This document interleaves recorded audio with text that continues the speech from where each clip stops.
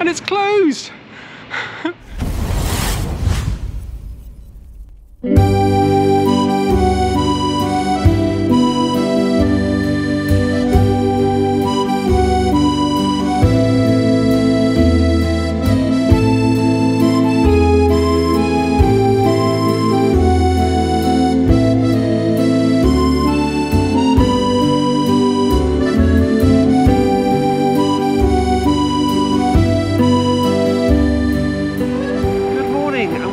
Second day here of my city break in Marseille, and what a fantastic day I had yesterday walking down here to the harbour, the old port. And it is beautiful this morning, the sun is shining and the temperature is expected to be a toasty warm 19 degrees. Absolutely wonderful. And in this video I'm going to take a walk up to that basilica I saw yesterday, Basilica Notre de la Garde. And then we'll head down towards the old fort, which is one of two here in Marseille, and that's the Fort St. Nicholas. And we'll see what else we can discover on the way. This is one of the days I've been looking forward to for my trip to Marseille, visiting a basilica and an old fort. So I've got a bit of walking to do, I think, today, because I'm not going to use the public transport that's recommended. I'm going to walk, and that way I can see as much of this fantastic city as I can and show you some things which you may not know about Marseille as well. So it's going to be an interesting day.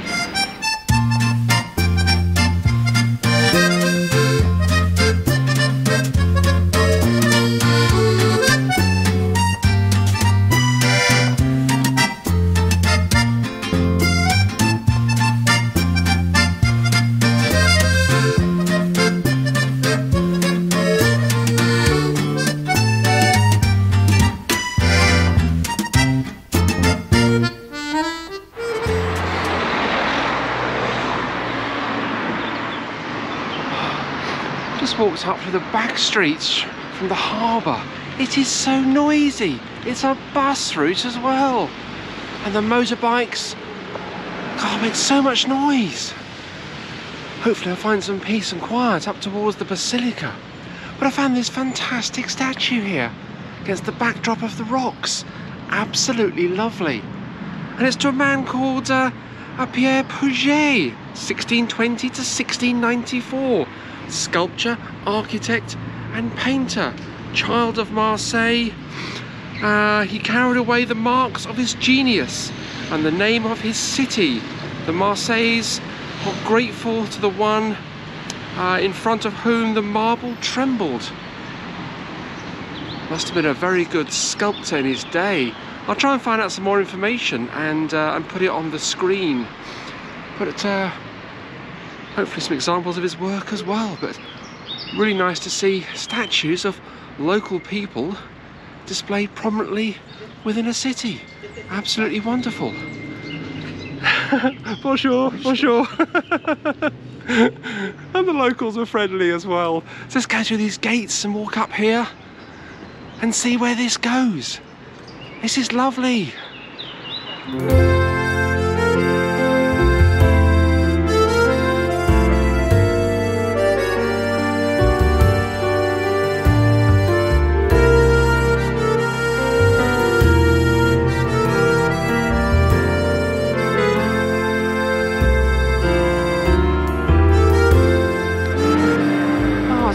Walk up here, and the views are superb, looking across to the old harbour, all the boats moored up, and the Cathedral La Major in the background. Absolutely beautiful. I had another look at that sculpture, and there was a signature on the back from the sculptor himself, a man called Henri Lombier, and it was sculptured back in 1905. Very nice to see the sculptor's mark on the back of a fine sculpture like that. But nothing much up here apart from children's playground. So we'll head back down the other side and head up towards the basilica and see what else we can discover.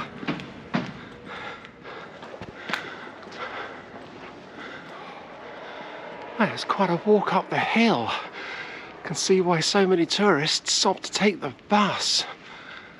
But if I had taken the bus, I wouldn't have seen this. There's a World War II tank here.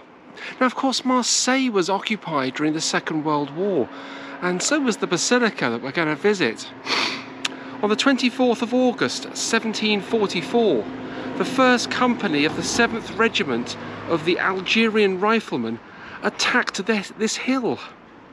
Now, orders stipulated that it shouldn't be attacked from the air, and that no tanks, or no use of large-scale artillery, I should say, were to be used. But there were a couple of tanks that were used during the assault, and one of them was known as Jeanne D'Arc, or Joan of Arc. And this is the tank behind me. Sadly, during the attack, this tank took a direct hit, and the 3 crew members were killed. Very sad indeed. But there's the name of Jeanne d'Arc is actually written on the back of the tank, which is interesting. And it's really as lovely to see it still here.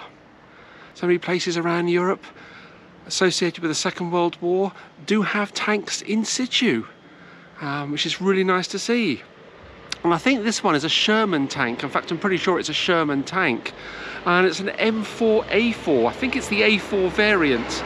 Now, I'm no expert on tanks, but I dare say somebody watching this video is, and they will recognise it and say, yes, Alice, that is an A4 tank. Manufactured, I think, between 1942 and 1945.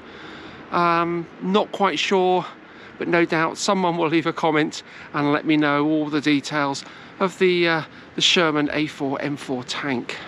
But it's lovely to see it here.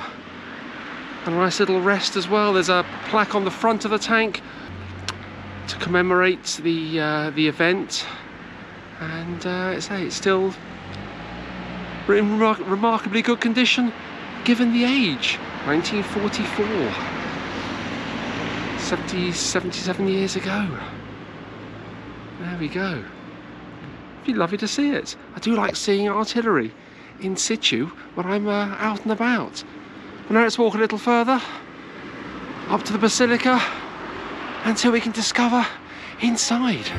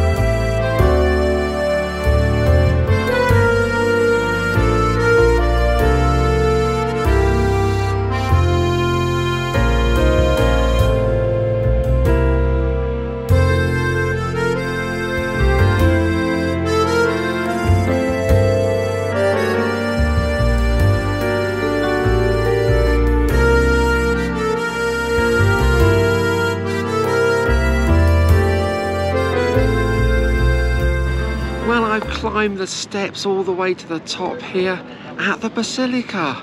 It's called the Basilica Notre Dame de la Garde, or Our Lady of the Garde, and it's known locally as La Bonne Mère, French for the Good Mother.